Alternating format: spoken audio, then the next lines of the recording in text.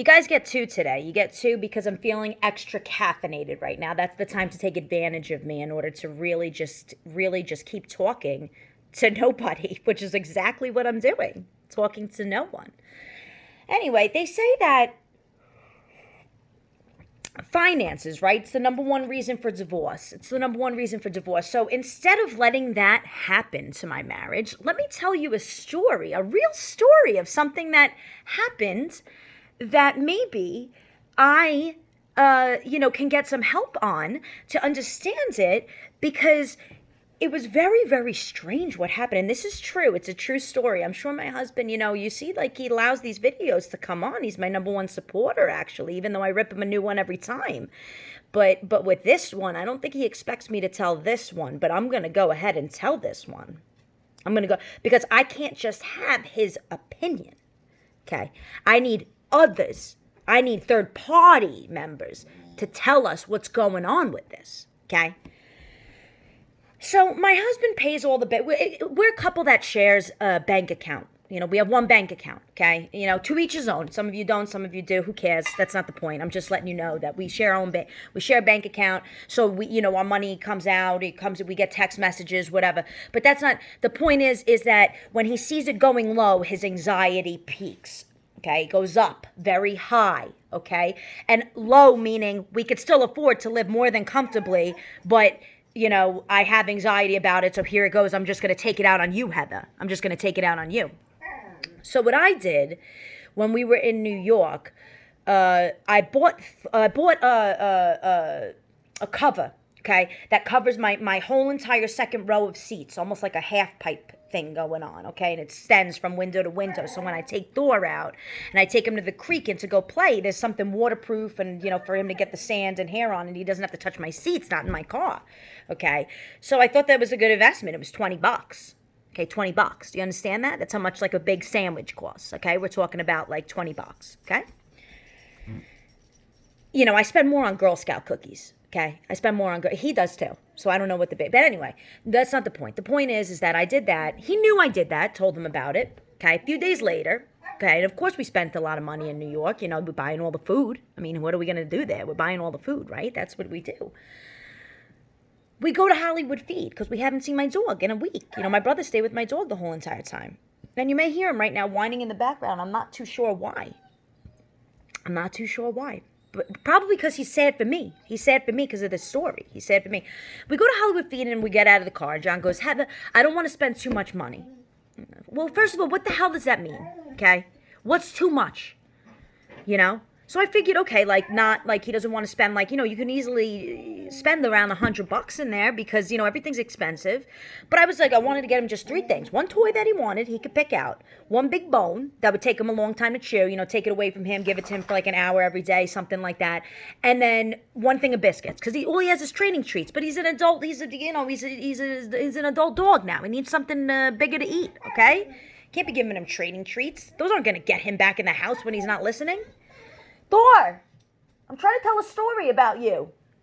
Anyway, so he's the one with the card paying, okay? I didn't realize how much these things were when we pulled them off the shelf, but he was okay with it. He pulled them off the shelf with him and go to pay, okay? Apparently it was like $48. It was around $50. We get in the car and it was like the Kraken came out. The Kraken from Pirates of the Caribbean. I never thought I would meet that creature face to face, but I did. Okay, I did. And I tell you, when you meet that creature face to face, it is a scary experience, okay? The best thing to do is to play dead, like when you're getting attacked by a bear or something. Just play dead and hope that this situation stops, okay? You've been spending all this money. I told you I didn't want to spend a lot of money at the Hollywood Feed. I said, honey, you're the one who paid.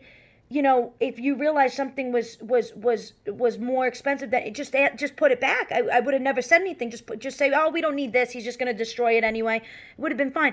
Oh, and then you got that thing back there for the car. I said, yeah, because we don't want to ruin the seats. It was only $20. Blah blah blah. So needless to say, he has a meltdown. I go to turn around. I go to return it, okay?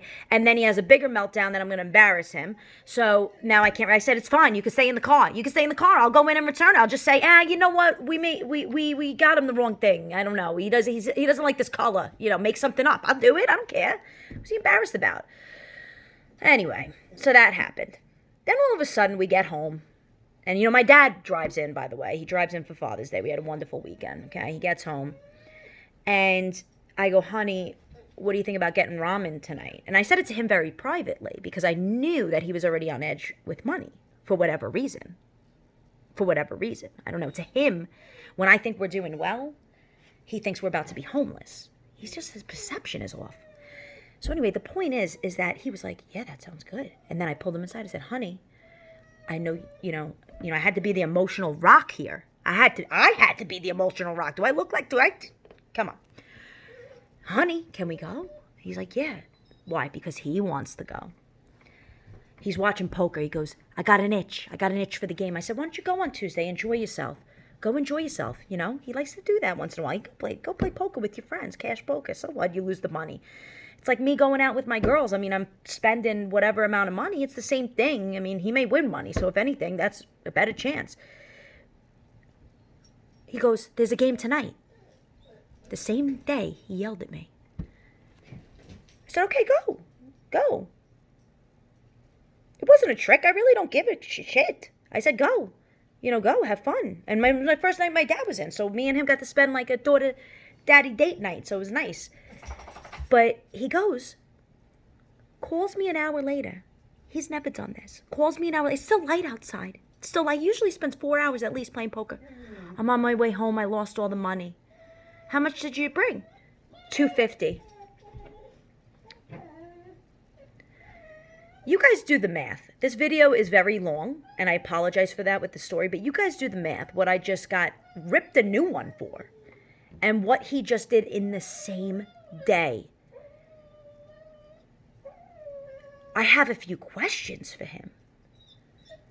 Does he even realize what he did? Does he realize that it was wrong? It's like, I'm telling you, they say happy wife, happy life. Not true. Not true. It's happy husband, happy life. I'm telling you right now, people. The minute he got to play poker and eat his ramen and do things that cost over $300 when I only spent like $70 total, he was like, yeah, we have the money. It's amazing how it just appears when he needs it. It's amazing to me. Amazing.